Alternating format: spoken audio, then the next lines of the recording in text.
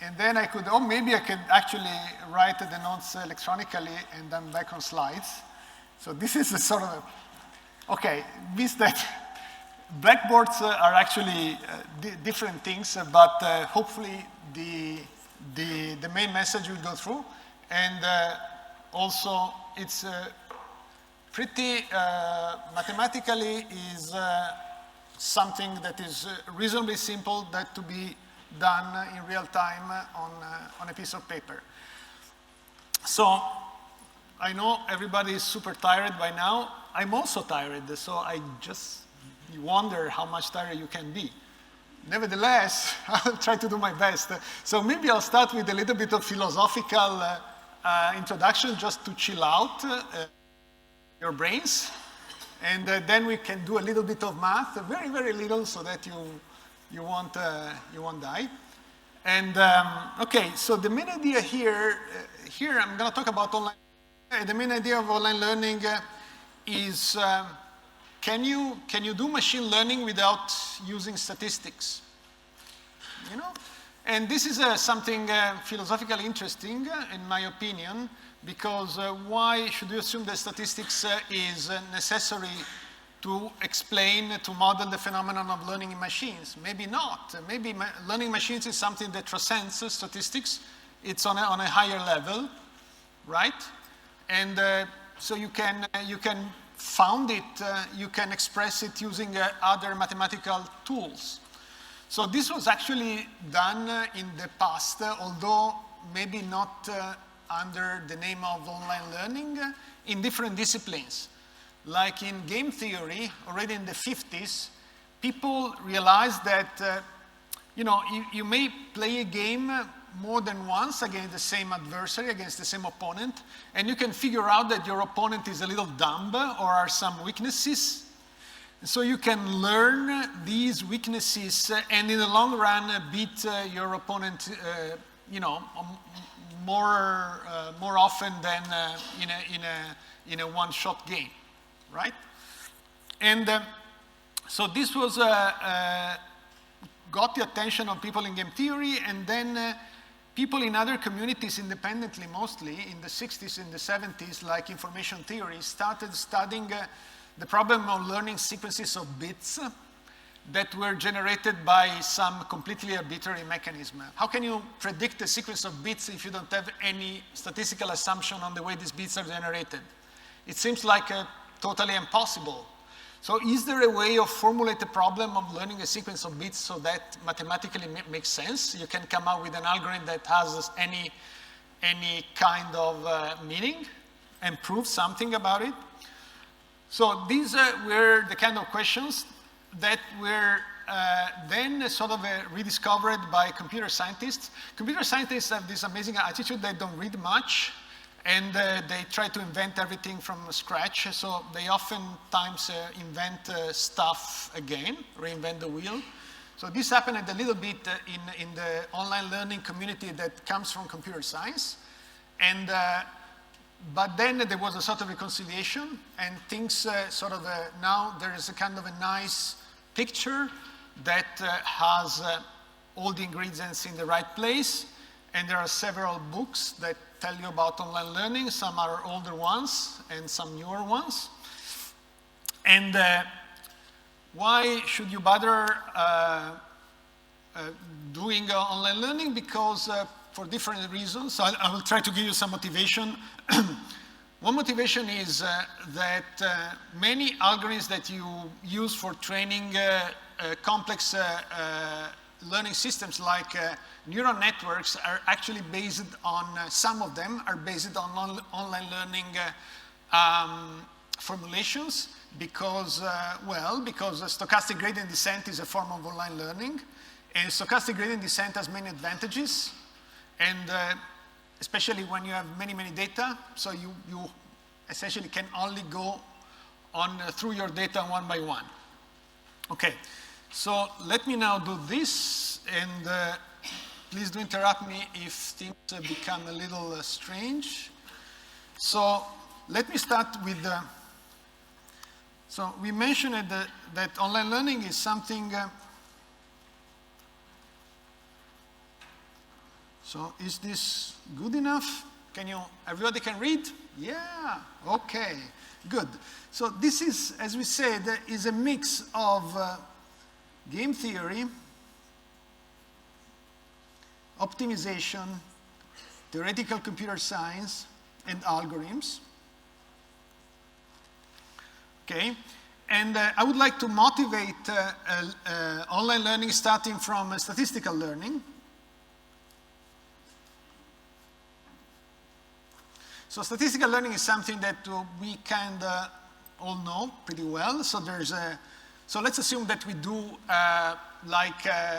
prediction, supervised learning, discriminative learning. So we have some data space and some label space, and we have a distribution D over data points, Cartesian labels, okay? So we have this distribution. We know our data are drawn, IID, from these distributions. So we have pairs drawn, IID, from D, this distribution. And then we have some loss function, which is a function L that measures discrepancy between predictions and true labels. And this is typically non-negative. Okay, and then we have a notion of a statistical risk. This is all standard stuff that you should be studying in Machine Learning 101. So statistical risk, which we may denote as LD of H. H here is a predictor that maps data points to labels. So we call it predictor. And your loss function can be anything, if you like, can be like the square loss or things like that. So your statistical risk measured on a given predictor with respect to a loss and the distribution, and the data distribution is just the expected value of the loss of the predictor on a random example drawn from the distribution, right? So this is what we know. We can measure we can estimate the statistical risk of some predictor, and we can look for good predictors in some class. So we talk about learning algorithms.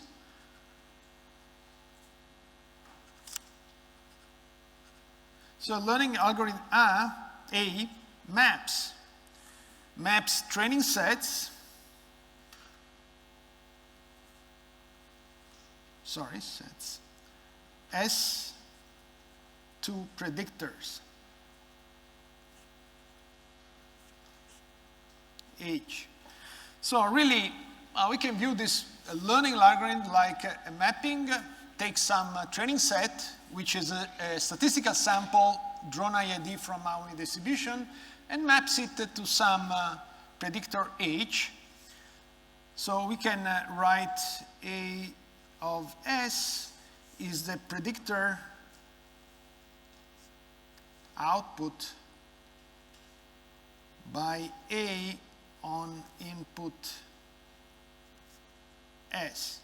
Okay, so now typically in these predictors will belong to some parametric class, many times. Maybe it's a non-parametric algorithm, but most of the times it will be a parametric algorithm like a neural network with a given architecture, right? So we can talk about the space H sub A. This is the set of predictors output by A. So this is like the codomain of my mapping A. So all the predictors that the algorithm can come up with as I change the training set as input, right?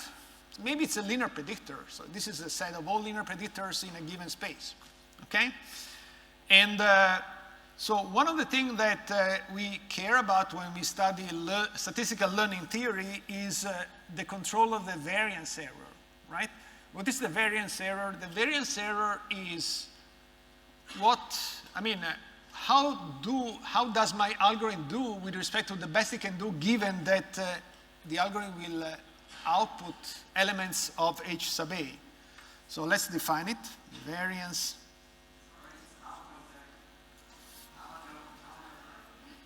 Yeah, thank you. I will learn. I'm a one-shot learner. So the variance, what did I do wrong? I mean, like, people are complaining. There's no, okay. All right, so the variance, what is this? This is the risk of the predictor generated by A minus the best possible, the risk of the best possible predictor in the class, H sub A. And then I have a LD of H. All right. So I'm a left-handed, that this even gets things worse. But what can you do? So this is a random variable because this guy is random, depends on the random training set. But okay, so the variance error is the random variable, and I would like on an expectation with respect to the random draw of a training set, maybe of a given size M, or in high probability. In statistical learning, we would like to say that, okay, this is the class of predictors from which my algorithm picks the final predictor given any training set, and I would like to get a risk which is as close as possible to the best possible predictor in that class. Of course, the variance error will depend on many parameters, including the size of the training set. As I increase the size of the training set, I expect my variance error will go down. And typically, parametric rate is 1 over square root of the size of the training set, okay? Times with a constant that depends on the number of the parameters in my set. Okay, this is something very nice and cool. And this is statistical learning. Now we want to do something. We want to do something similar, but we would like to strip all the statistics from the picture. All right? We hate statistics. Come on, it's too complicated. It's a mess. Prior, posteriors. I mean. Can you do something about it? Yeah, maybe. Let's see. So let's think of a scenario in which statistics becomes awkward to use. And all right, one scenario is like streaming data.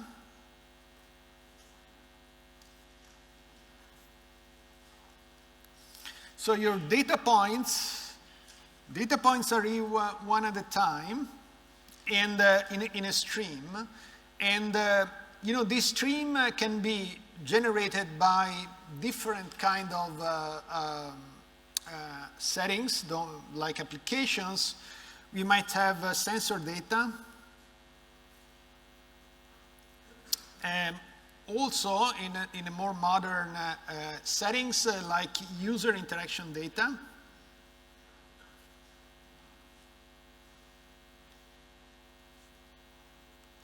So your website gets visits by users, and these users try to stuff or maybe get exposed to some recommendation or advertisement, and you look at the outcome of these interactions.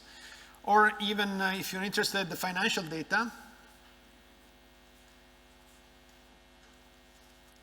Okay, and it's typically, these data tend to be non-stationary. It's very hard to give a sound. Definitely, IID might not be appropriate for this kind of data. So we would like to do something that we would like to make no assumptions on the stream. Okay, so let's see. Okay, let's be as agnostic as possible. These things are hard to model in terms of statistically, so let's give up completely. Let's assume I have some arbitrary stream. I cannot assume anything about the mechanism that is generating the stream.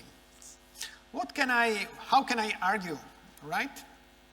And again, as I said before, it's not only when the data are streamed, but also when the data are too big and you have to go through them one by one, because they simply won't fit in your memory, and any global optimization method doesn't scale well enough to accommodate the entire data set. Okay, so you really have to access data sequentially. There's no other way around. Okay, so the idea here is that the learning becomes incremental. Okay, so what do I mean by that? So let's try to introduce a little bit of notation now. So I might have some initial predictor, let's call it H1. Okay, this is some default initial predictor, and then I'm start getting stream. So let's index the stream in the following way. And then I observe the data point, the next data point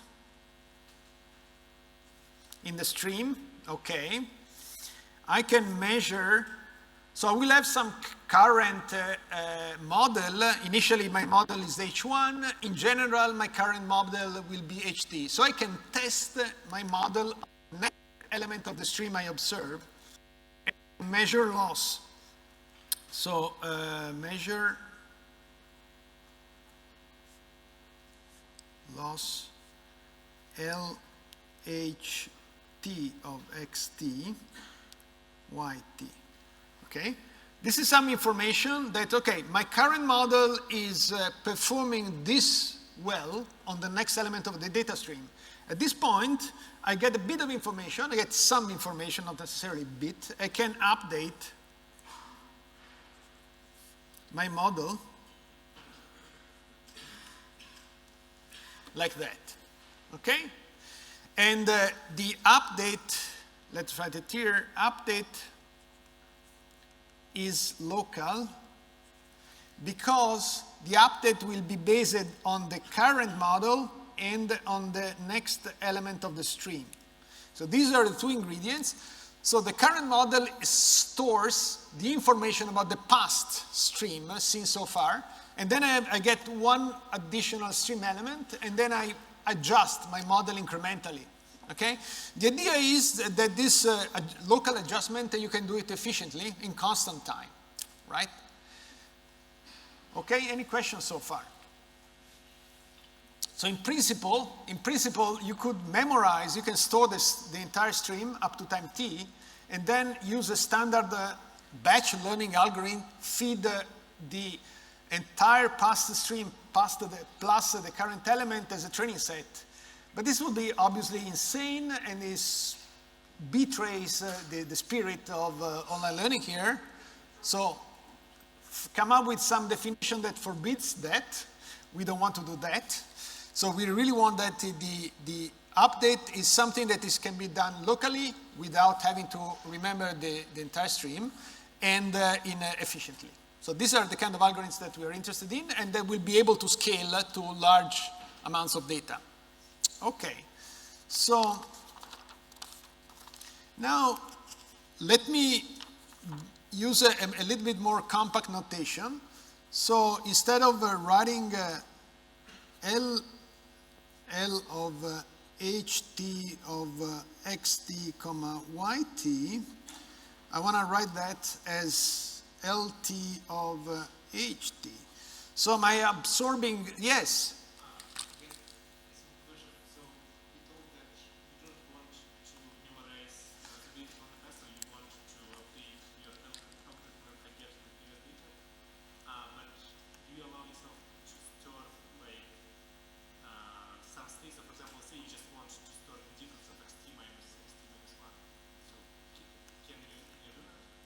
Store the difference, or? Yeah, so I'm just saying that sometimes you may still need some data, but then you can just...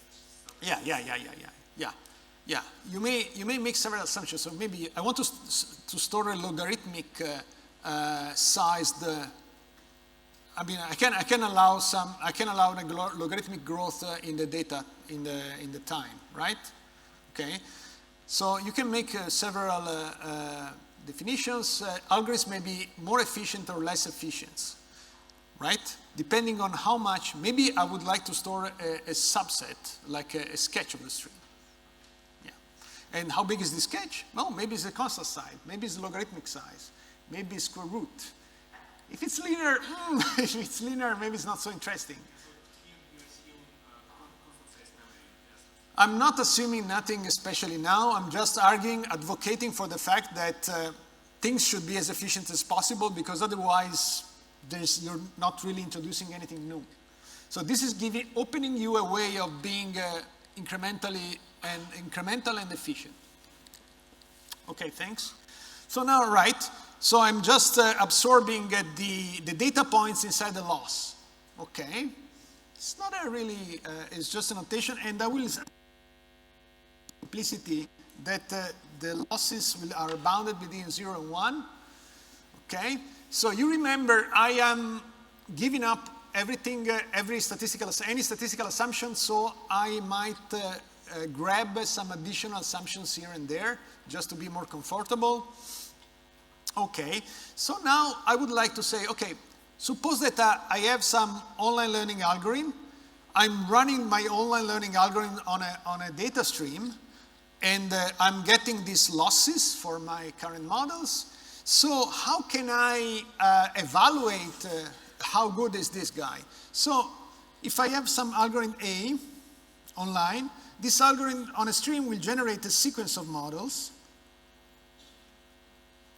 Okay, so I don't have a single model, I have a sequence of models, first off.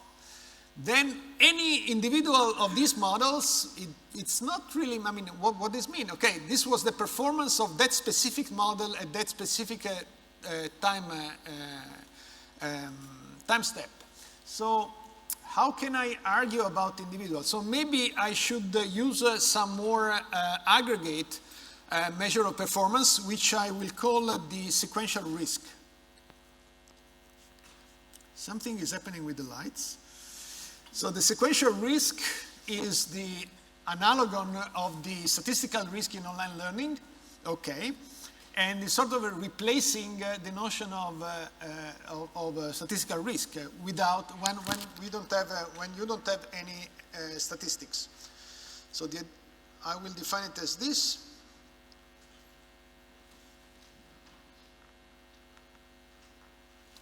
All right, this is very simple, and this is let's say at horizon t. Okay, so this is the sum of. So you remember what are these things? These things are over here. So these are the losses that. Yeah.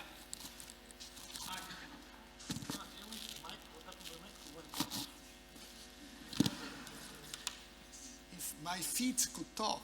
You were.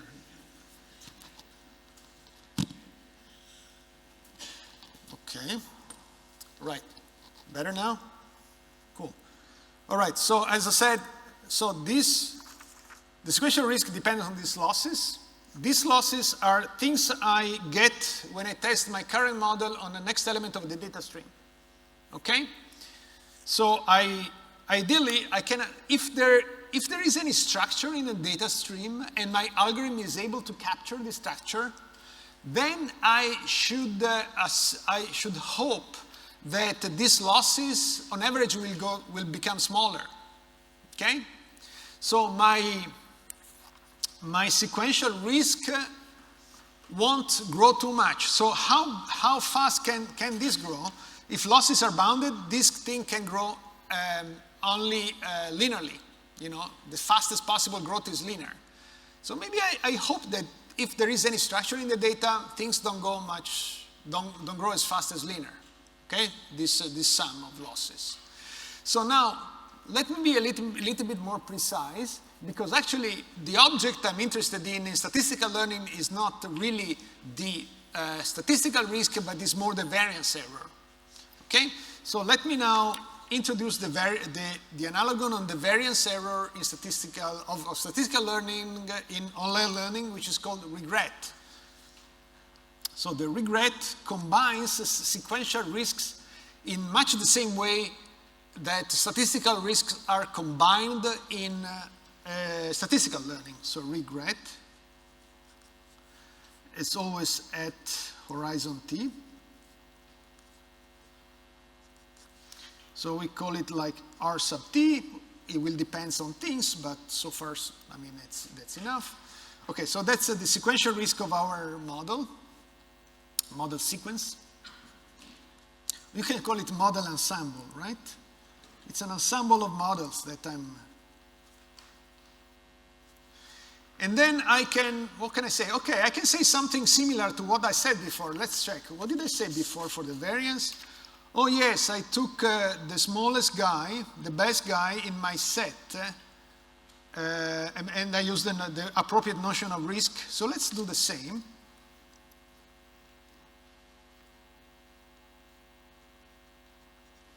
So the definition of H sub A is the same. So it's the kind of is the codomain of the set of models that the algorithm that my online algorithm can produce. Maybe they are linear models again. And then I have the same thing over here. All right. But now I'm writing H because I want to test the sequential risk of my algorithm against the sequential risk of the best model in the class. And this I want to do for a specific horizon T, right? Okay, so we can say, okay, maybe we can even assume that we can define H star of T is the arg min H in H sub A of some, T1 to capital T, L T of H. So this is going to be the guy that at horizon T gets me the best sequential risk. Notice that the regret will depend on some horizon, so my best guy, the best guy in the class will actually depend on the horizon at which I'm measuring it. So now, again, this is the difference between things that are bounded between 0 and 1. So if I'm doing something completely stupid, the regret cannot grow more than linearly. So, in general, I say that when I am actually saying that some learning is happening here. So learning, in this sense, in the case of the variance, I would like the variance to go to 0. The variance error, I would like the variance error to go to 0 as the sample size grows to infinity. Okay, that's the meaningful goal here in the case of statistical learning. In the case of regret, I should be happy when my regret is sublinear, is a small law of time. So if I do any random thing, I cannot go any faster than linear. However, I would like to exhibit sublinear regret for any possible stream. For any stream. So maybe on some streams it's super easy because the stream is super trivial. But in other cases, it might be hard. So you may object, what if the stream is completely random? Okay, if the stream is completely random, this guy is going to be performing pretty badly, all right, because you cannot predict randomness. So the sequential risk of this guy is going to grow linearly. So whatever I do, I'm fine because both of us, both my competitor and myself, I'm trying to predict some randomness. On the other hand, if there's some structure in the stream, then there might be some guy H in my class that does pretty well here, and I would like to do as good as him. All right? If you want to see it in another way, okay, if we divide by t, so if you look at RT by t, so we look at averages of these sequential risks, we would like this to converge to 0 as t goes to infinity. Right? So we would like, on average, we would like to converge to the average loss of the best guy in our class. So this is giving another viewpoint. Okay. Any questions so far? Yes? T is, yeah, the number of elements in the stream that you observe. Number of data points Yeah. so far in the stream. Yeah. In this case, when you talk about stream, we know that the size of data is infinite, so we don't have. Oh, this is a, yeah, this is a, yeah. You, So this work is like, we suppose that we are working inside sliding window, or? no. So you're assuming that, so you're asking yourself, suppose I start from, I start from some default hypothesis, from some default model, and then I'm starting getting data, because I started to look at the data at that point of time, and now I want to see how how the sequence of models that is output by algorithm is behaving with respect to this stream that I'm observing. Okay? So the more data I see, the better I should be able to predict with respect to the best element in my model class. So can Yeah. we compute the sequential risk in the case of stream data? We can definitely compute the sequential risk. It's not estimated. We compute it. Yeah, it's with high probability. No, there's no probability, remember. No forget. You cannot say probability. Computed then. Oh, because I observe it. No. I can compute the sequential risk. I run the algorithm. The algorithm is producing a sequence of models. I'm testing each one of these models on the next element of the stream. Okay, so I have these losses. I'm measuring these losses. These are instantaneous losses. I have a data point. I have a model. I'm testing it. So I measure. All right.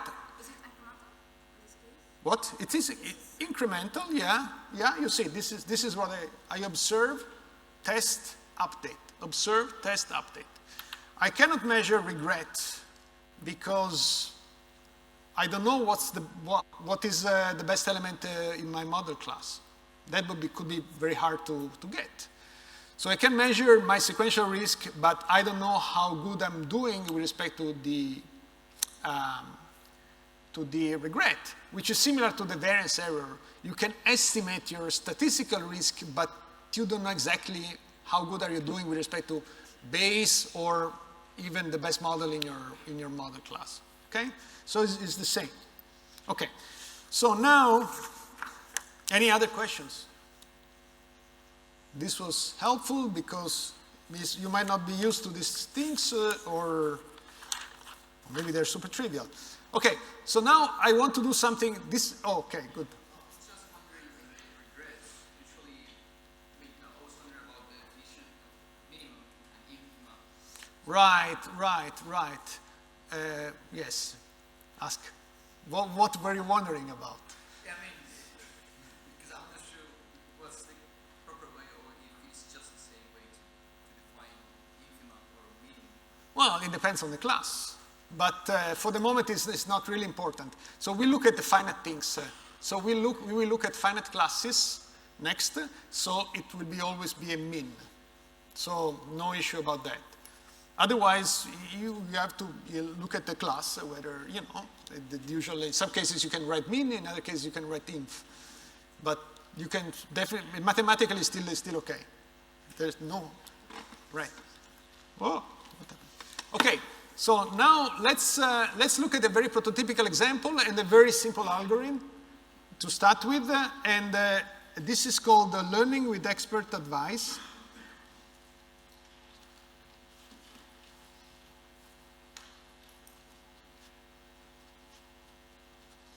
So learning with expert advice is a very crisp and abstract mathematical model for doing online decisions, sequential decisions, without statistical assumptions. So you can write it like sequential decisions,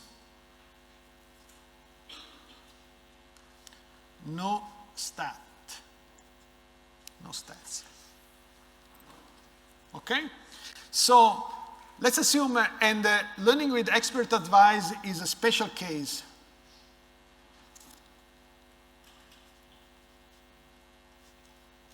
Special case of online. And from this model, we will quickly move to the multi-armed bandit model, which is a sort of a sexy application of online learning, which is very popular in recommender systems and online advertisement. Okay, so this will be a sort of an appetizer for multi-armed bandits. And so now let's assume we have K actions. These K actions may be, for instance, stocks.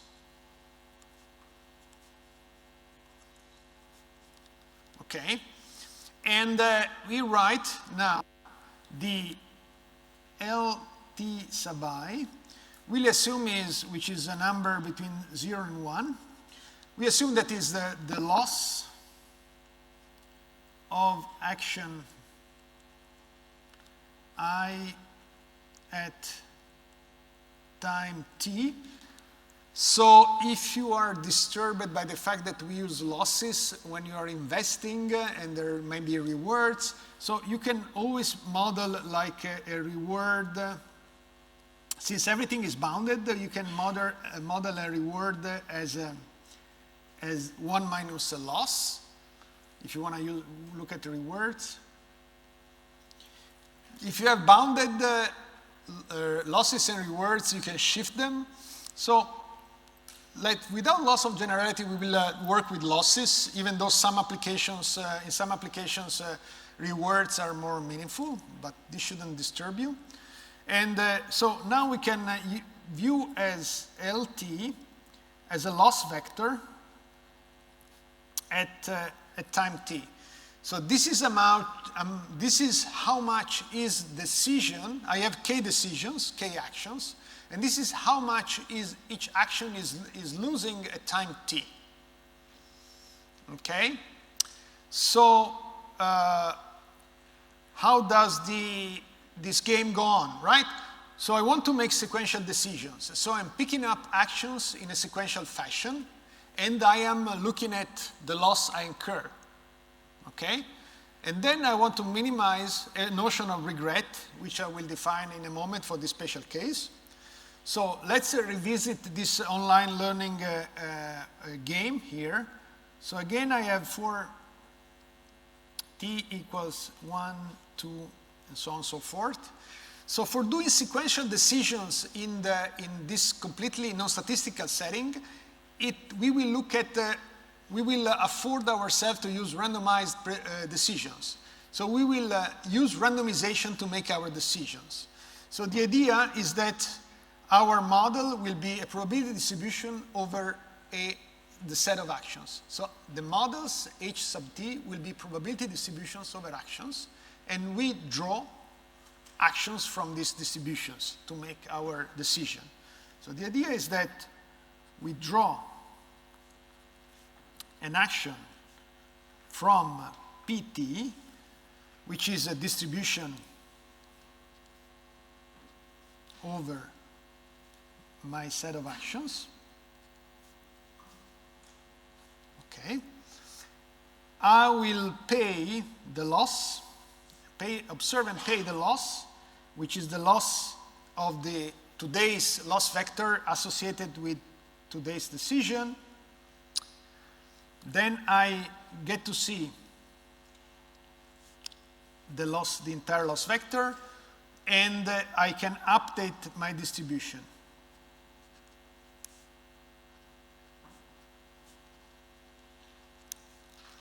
So I'm picking a stock, investing some money in it, getting some reward or some loss, and then I'm looking at how the market did on the same day. Okay, how are the other stocks did? Okay, right. So how do we define the regret here?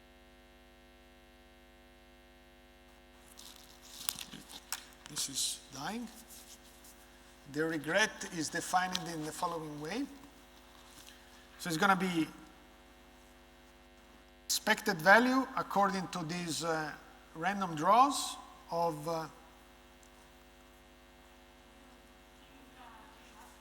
yeah, I didn't learn. I lied.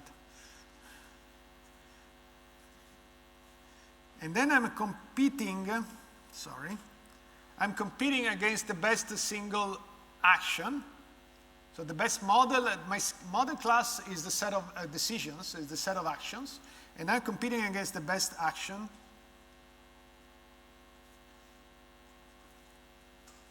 All right.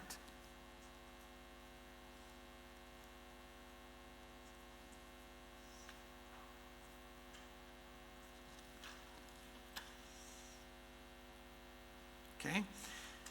Again, L1, so these loss vectors are unknown and arbitrary. Okay? So you're getting these loss vectors. Every time you're picking one particular action, you're incurring the loss associated with that action. And then that loss vector is gone forever, and tomorrow you will have a different loss vector.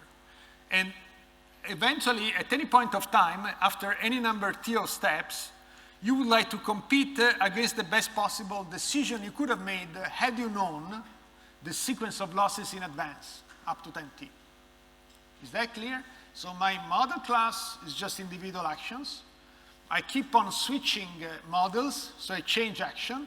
I'm looking at the progress of my sequential risk in expectation with respect to the draws, and I'm competing against the best single action. Any questions here? Yeah, I don't see you, but yes. So it feels to me that in this paradigm, you're always looking one step back, and then you have no regret. But then with statistics, which we don't use now, but you will make. Right. Absolutely true, because there's no future. So a future is arbitrary. So the idea is that, so you're looking at the empirical performance, if you like. The empirical performance, though, is not the realization of a random process, but is an individual sequence. Okay, so I give you an individual data sequence, and I'm asking you, how are you doing on this? You're saying, look, what I can tell you is that any data sequence you give me, I won't do any worse than that. And that's my regret bound.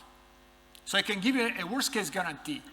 Compared to the best I can do in my class, I won't do any worse than that. So I will, in excess, so it's really a notion of excess risk. In excess to the best model, I will do at most a sublinear loss, right? The regret is the difference between what is accruing, what loss, what sequential risk is accruing the best model in my class, and the sequential risk my algorithm is accruing. So I would like this difference to grow slowly with time, which means that on average, they will converge to each other. Yeah. Question about the ideal regret. About you this term you minimize. Sorry, ideal regret. I mean like the second term. Yeah. Yes. I have seen that we pick always one action that is the best for the whole sequence up to the time t. Yeah. Was there any research about some more, let's say, flexible notions? Yes, lots. Yeah, this is a very sensible question. He's saying, why are you competing with the single best? Come on, you told us about non-stationarity. You can compete against the sequences of actions instead of single actions. To the extent to which typically you won't switch too many times. So you may have change points, but these change points have to be like strongly sublinear in time. if you try to compete with some competitor that switches constant, every step, you're doomed, of course. Every 10 steps, you're doomed. You have to switch a sublinear, like t to the 1/3 or something like that, in order for you to stand a chance. And there's a lot of research. You can do it it's just slightly more complicated, but not too much. But since this is the first time you do see this, I won't do it. Okay, so, yes.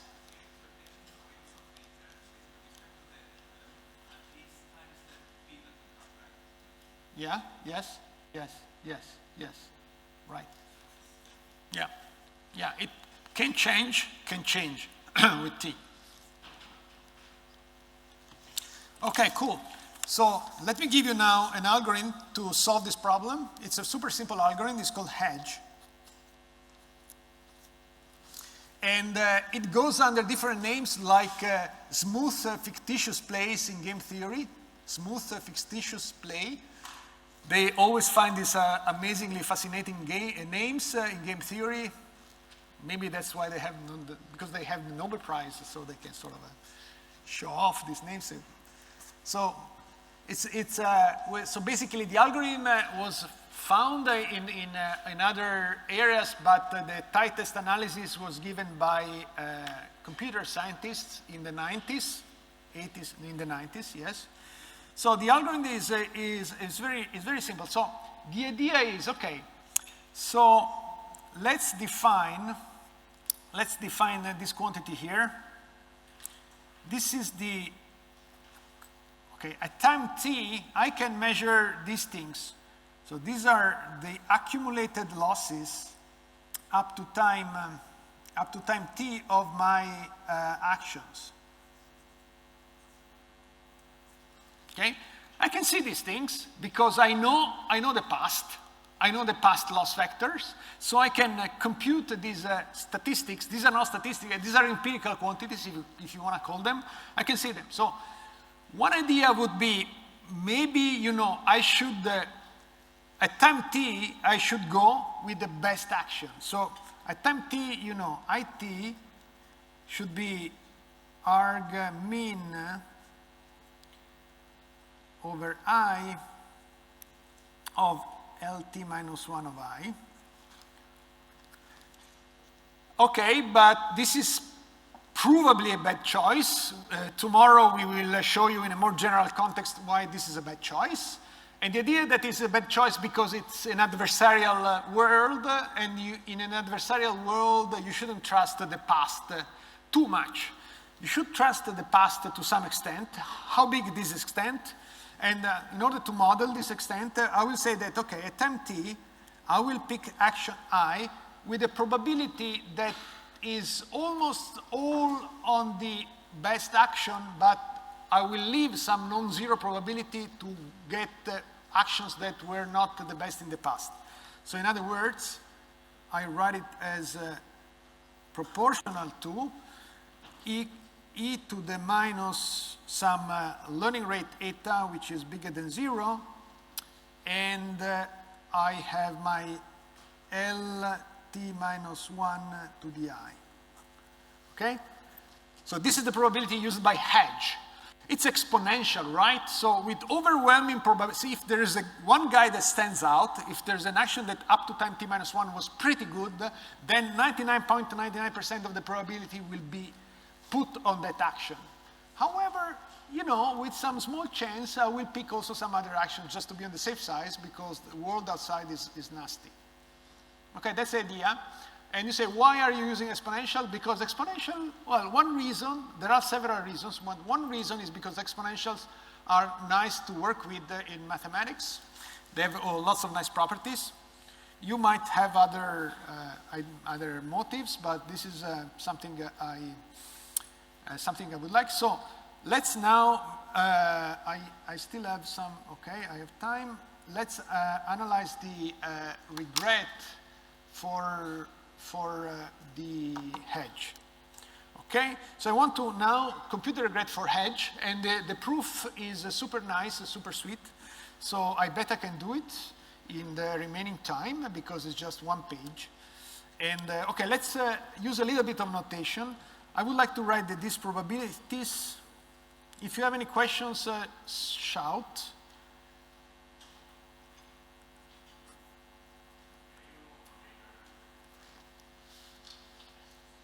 This was an easy question. Okay. So now, okay, now I'm just introducing a little bit of notation. So these are the unnormalized probabilities. And these guys are the normalization constants.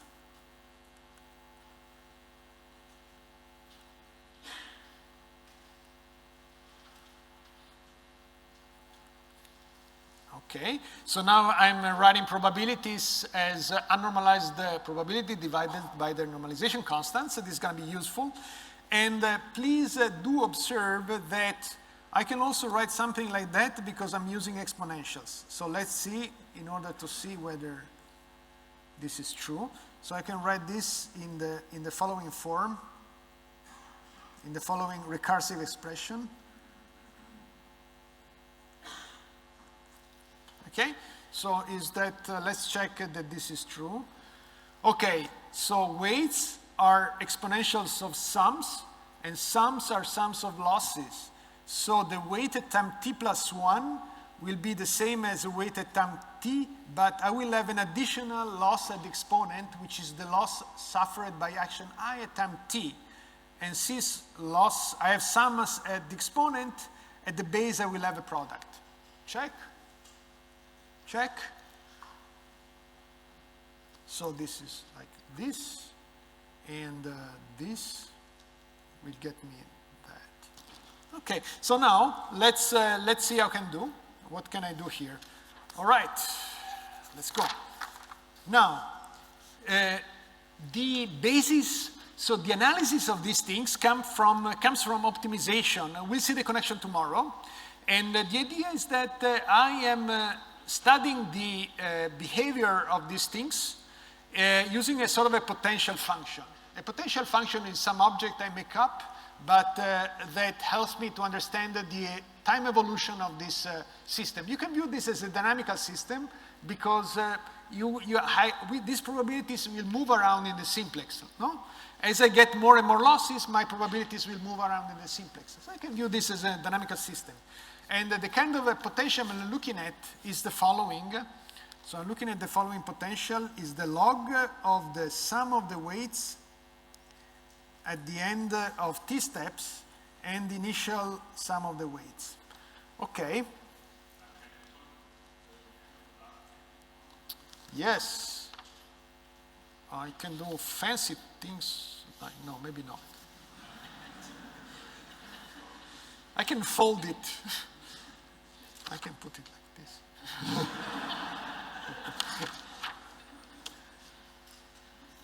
It's like, I can do origami, no, what's the name? Okay, can I take it away? All right. So, okay, so let's go. First of all, I can use a very simple trick, which is like, all right, I can write this as a telescopic product. Okay, this is easy, right? You can see that these things will cancel, will cross-cancel, is a telescopic thing. Okay? And now I can just pull the log inside the product, and the product becomes a sum because the power of logs.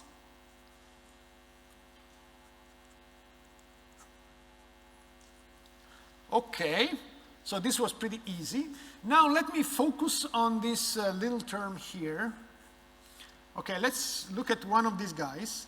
These guys are actually nice because they are ratios and you have exponentials and you have probabilities. So you can actually open up the guy at the numerator. So when you open up the guy in the numerator, you write it as a sum over the actions. Because you remember these capital W's were sums, okay? Sums of weights, okay?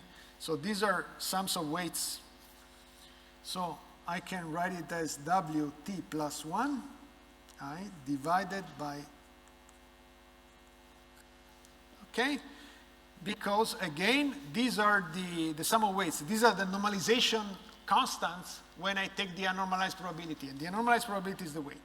Okay, and now I'm using this little property. So if you like, I can write this as Wt of I. So sorry, now I'm making a mess, yes.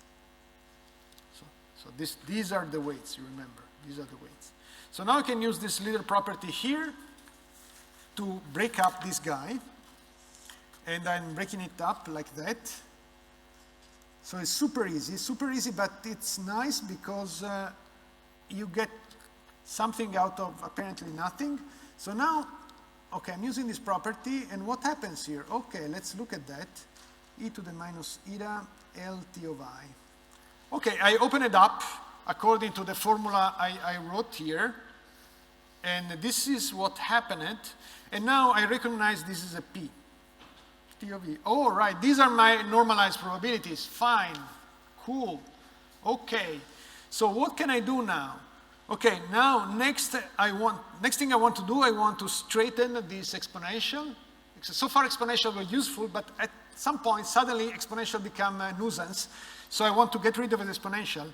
So I get rid of the exponential in a very simple way.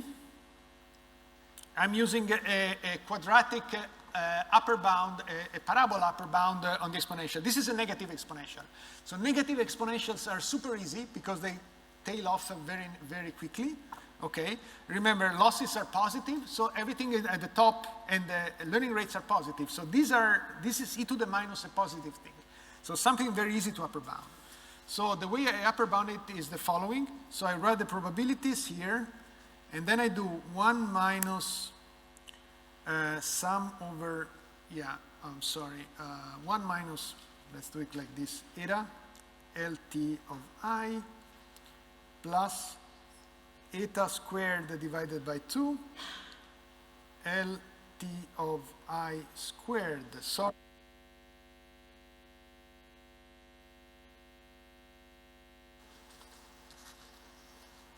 this is the upper bound. So I use the e to the minus x smaller than equal the 1 minus x plus x squared halves. This is the approximation I used for positive x. Okay, that's it. Okay, and now I can pull through the probability. So the sum of probability, these are probabilities, so this is 1 minus eta sum over I Lt sub I Pt sub I.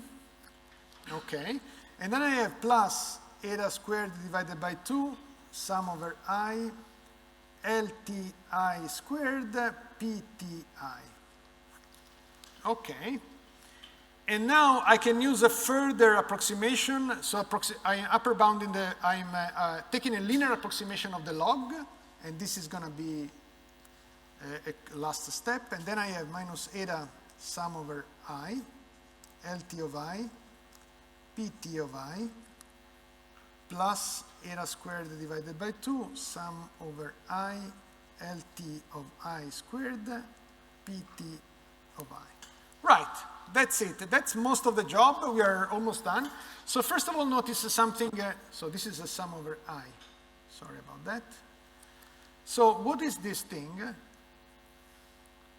Okay, this is the probability with which I chose action I at time I, and this is the loss of action I at time t. Action I at time t, and this is the loss of action I at time t.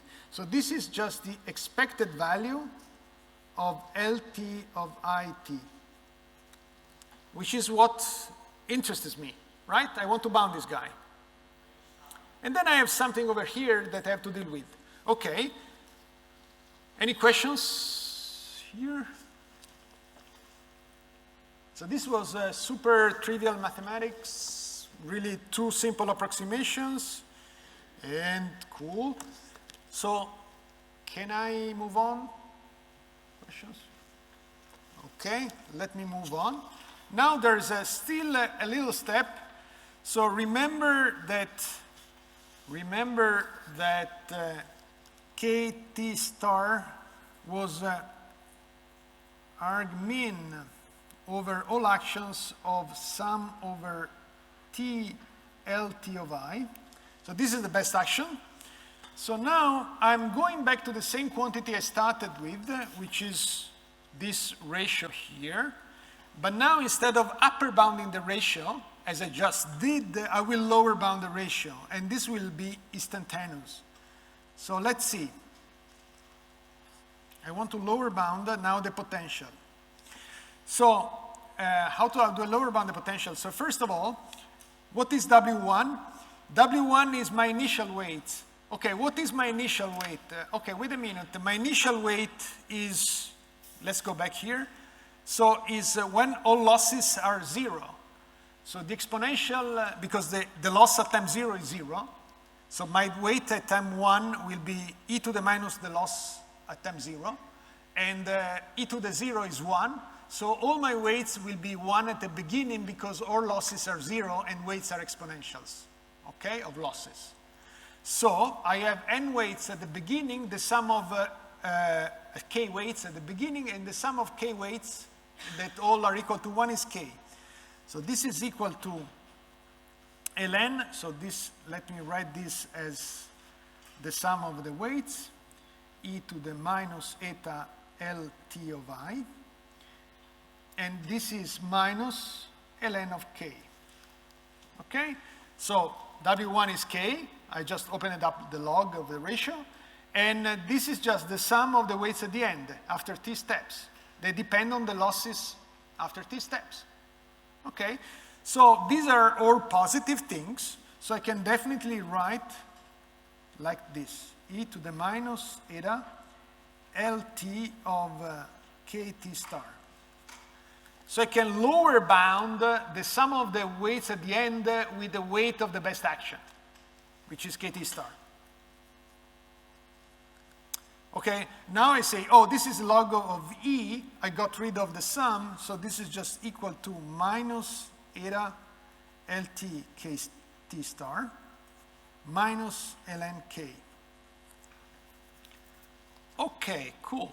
So I have a lower bound on this thing. And if you have any questions, please come. Yes, come up now. And then I have an upper bound on this thing. So you remember there's sum over t here. So I'm now rearranging. I'm dividing by eta here, here, here, and here. And I'm rearranging terms. You have to trust me, but you can check it. And what I end up with is that the regret, which I now can write as the sum over t, sum over I, pt I, LTI.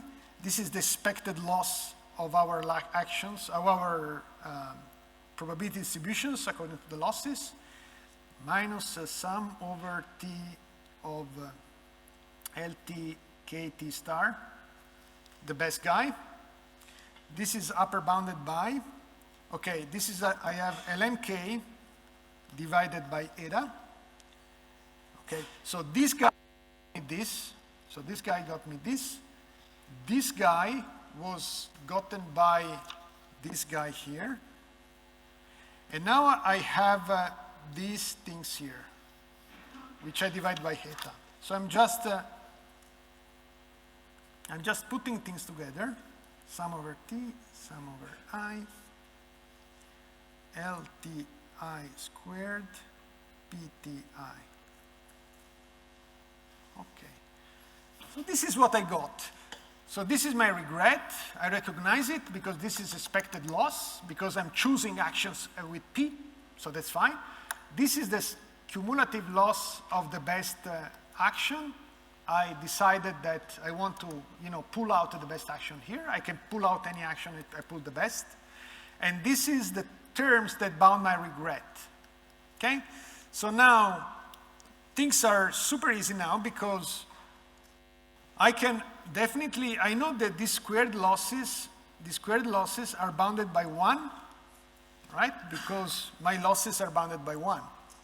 So squared losses are bounded by 1. And now I have sum of probabilities over actions, and this sums up to 1. So at the end I get something like that the regret is upper bounded by ln k divided by eta plus eta halves, and then I have just t, because these are upper bounded by 1, and then I'm summing probabilities over their domain, and they sum up to 1. So this whole part is 1, and then I'm summing t times that.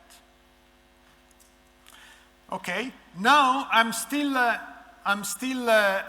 can still choose eta, and I can choose eta like, eta will be chosen like ln over k divided by t under square root. And if I choose data of that form, give or take a small constant, I get that RT is smaller than equal than square root of t ln k, which is a sublinear dependence on t, on horizon, and a nice logarithmic dependence on the number of actions. Okay? Now, before going on, I want, some of you might have questions, because I cheated you a little bit, for the sake of conciseness, but you should see where I cheated you. I claimed something, but then I gave you something slightly different. It's a sublinear regret. So in particular, I'm converging. Why is that?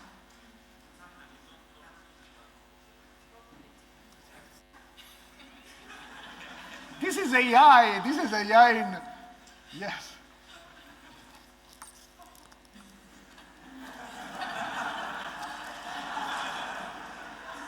Only yourself. Yes.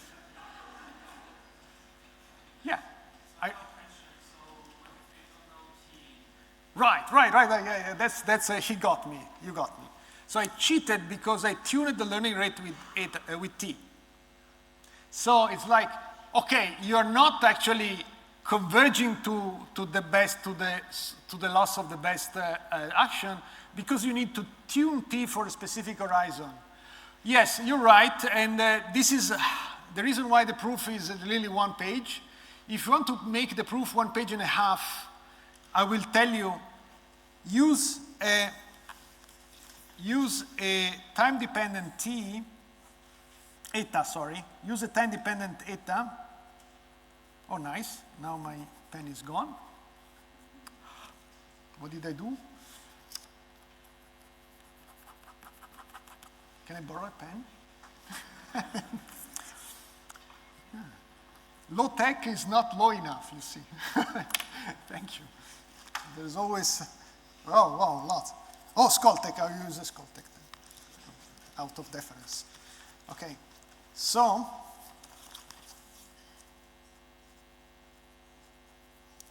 if I use something really literally of this form, so if I change my learning rate with time, and just I do it with the current time, a slightly complicated analysis will give you this bound, the same bound as here, let's make it blue, uniformly over time. Okay? So if I tune learning rate according to time, my bound will hold uniformly over time. At any point of time, I will be this much far off from the best model in my class at that point of time. Okay, the analysis is slightly more complicated, but not the main ideas are there. Okay, yes. Right, the learning rate will decay, and this is because we are competing with a single guy. A single guy, it has to be good on the entire stream, right? So that's the reason why. That's perfectly true. On the other hand, can you improve on this bound? No. So this bound is not improvable. It's not improvable it's only improvable for constants. So you cannot improve the dependence on time, and you cannot improve the dependence on the number of actions, on k. okay? And the way you prove a lower bound is through a stochastic source. So if your stream is stochastic, a very simple, like binary stochastic stream with binary losses, actually random coin flips, all right? So all actions have a random coin flips. So statistical deviation will give you exactly this kind of behavior. So the square root of t is exactly what you expect for the standard deviation of a sum of independent Bernoulli random variables, okay? So the lower bound is stochastic, but the upper bound is adversarial, okay? This shows you that you cannot, adversarially, you can be as good as the worst statistical source for this kind of problem. And this is you can view it as a phenomenon of the minimax theorem, which is telling you that if you use a randomized predictor against the worst possible sequence, you're doing as good as a deterministic predictor under the worst possible stochastic sequence. Okay? So there's this kind of duality. Okay, so questions here? So we saw this, I have still, yeah, excellent. Right. Yeah, it's a sort of historical. No, because you can imagine, so actions are completely abstract things. You can imagine the following. You can imagine that actions are black boxes that give you financial advice or weather predictions. And you would like to pick, each day you pick one of them, you listen to it, and you follow the advice of that guy. Okay? And at the end of the day, at the end of 1 year, you would like to see, go back, look back and see, oh, if I had listened to the globally best expert in my pool, I wouldn't have done much worse than what I did. Okay? So you can assume that these things are algorithms or maybe oracles, genie, and you just pick one of them, they will give you something and they will suffer some loss. Yes, thanks for the question. Okay. How do we define the bad guy?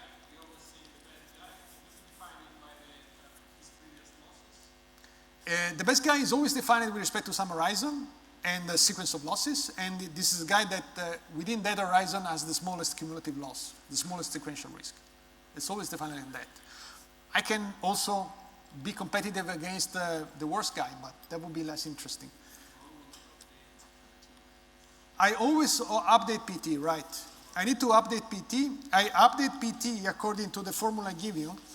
So you can, right. So you remember the PTs,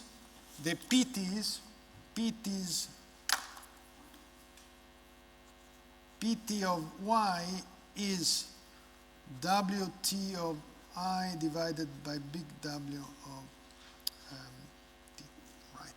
So the W's, you can view it this way. The W's are updated according to that, and the PTs are just normalized W's. So the more I observe losses, you know, I update these things with the new losses I observed. Okay, right? Cool. More questions? Okay. Yeah. Shout.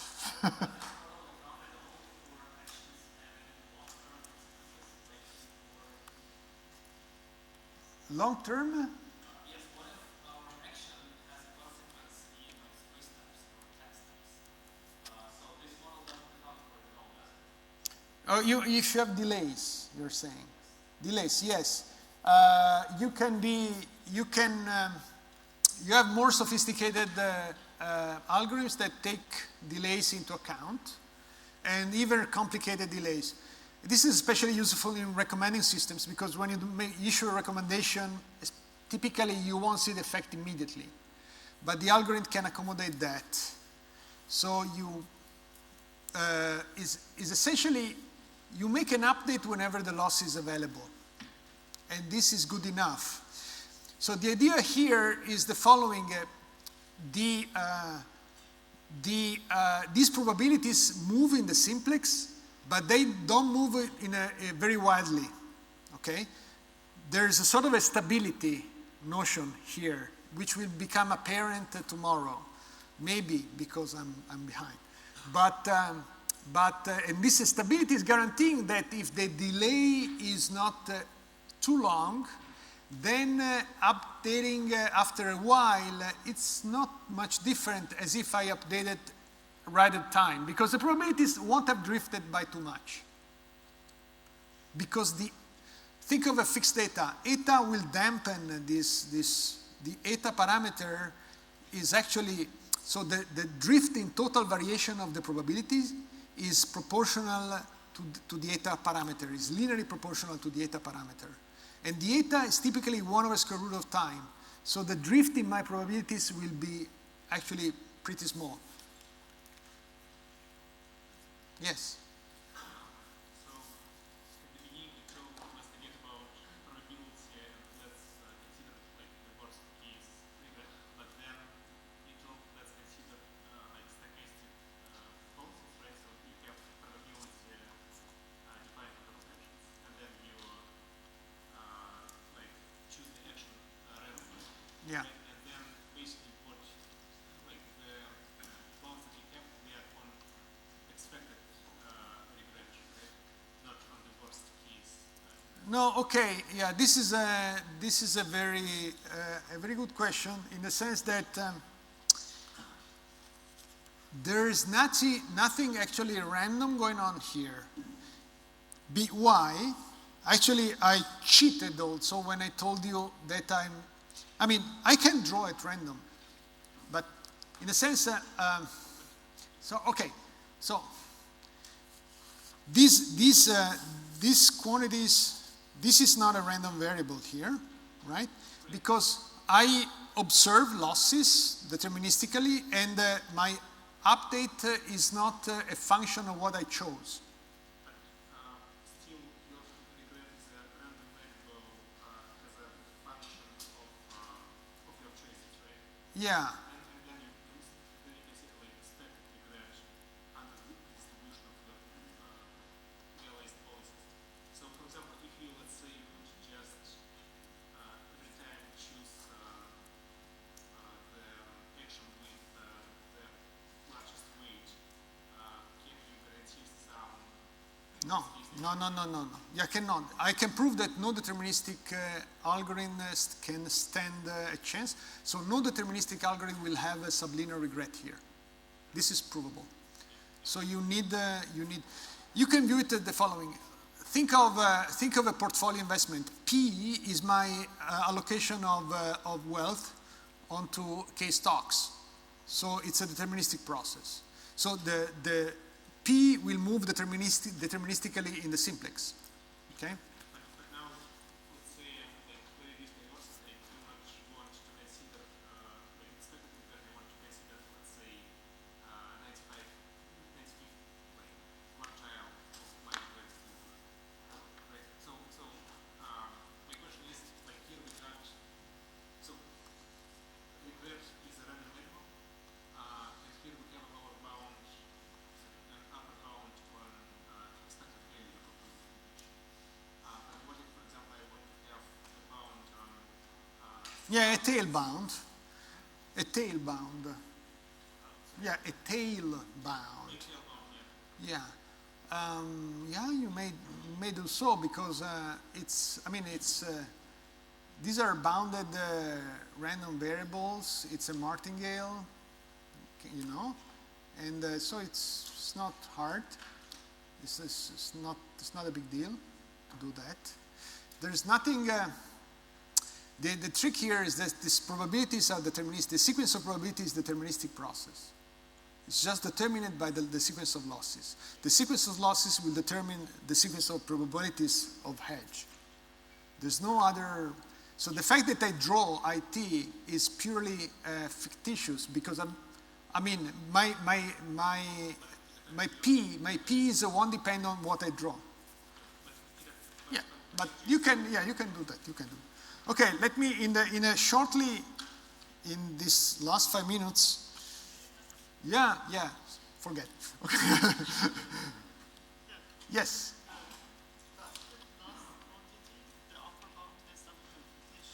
With what?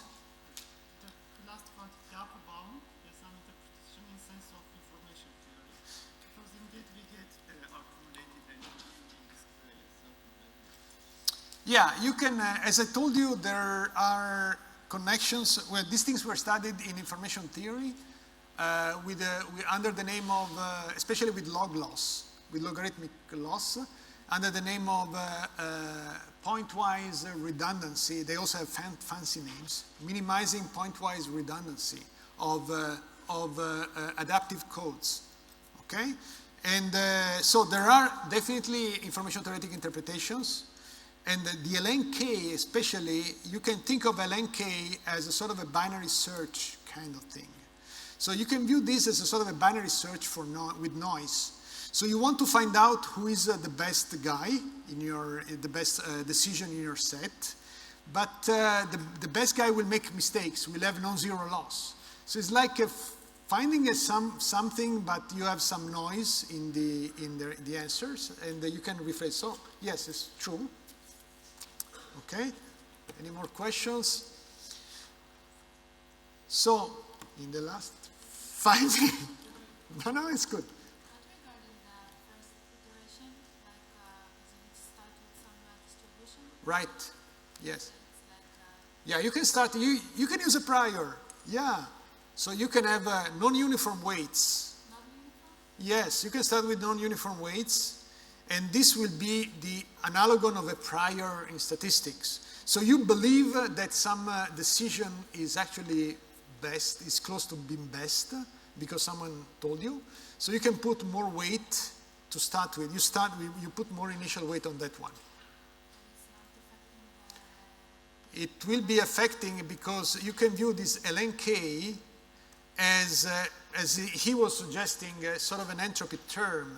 So if I start, you can view LNK as the log of the inverse initial probability assignment to the best guy. If you don't know what the best guy is, you will put 1 over k, 1 over k, 1 over k probability to each one of them. LNK is ln of reciprocal of probability. If you put 1, because you know that the best guy is going to be that, then ln of 1 is 0, and you have 0 regret, because you knew it from the beginning. Right? So that's the thing, yes. So actually this was the answer to your question. Okay. So in the remaining 2 minutes. Okay, so now tomorrow we'll look with a very simple twist. If you're still around tomorrow and want to escape this lecture. With a very simple twist, we will look at this bandit framework. And let me just give you the idea of what is a bandit framework, bandit setting. So suppose you have like k product categories.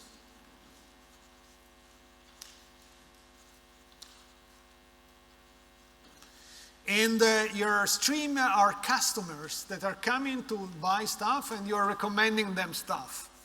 So you can recommend only one product category to each visitor at a time, and there's some unknown vector of losses for that visitor. You can think of rewards, but anyway, the loss is modeling the user feedback with respect to your recommendation. So LT is user feedback at time t. Okay, so the user will dislike this much if you recommend him or her a product in category I. Okay, so now you want to play the same game as we played before. So what you do? Okay, you're actually drawing some product according to your carrying probability. You're observing the user reaction.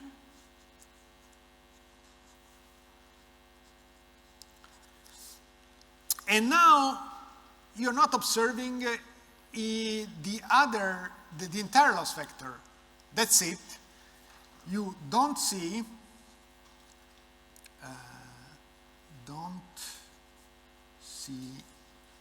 LT, and then you make your update. So in recommendation, you only observe the feedback for the thing you recommended. So I have k possible actions to perform, k possible recommendation. I choose one for that attempt T, and I get feedback for that action, for that recommendation. What is the feedback for, what would have been the result of recommending other objects to the same user? I don't know. I see the user, I have a chance to recommend him something, and then it's gone.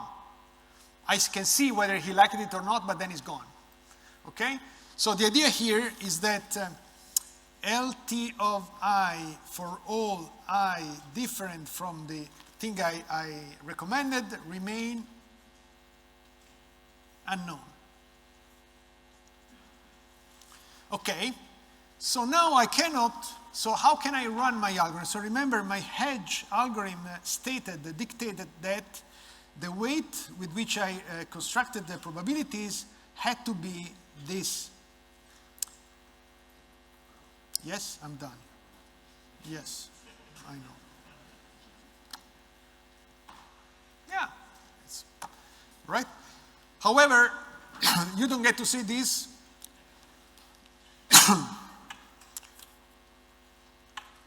You don't get to see this for all actions, because you only get to see the losses of actions you recommended at each time step. So you have, instead of observing an entire vector at each time step, you only observe one component of this vector. How can you fix your algorithm? We'll show it tomorrow. Thank you so much.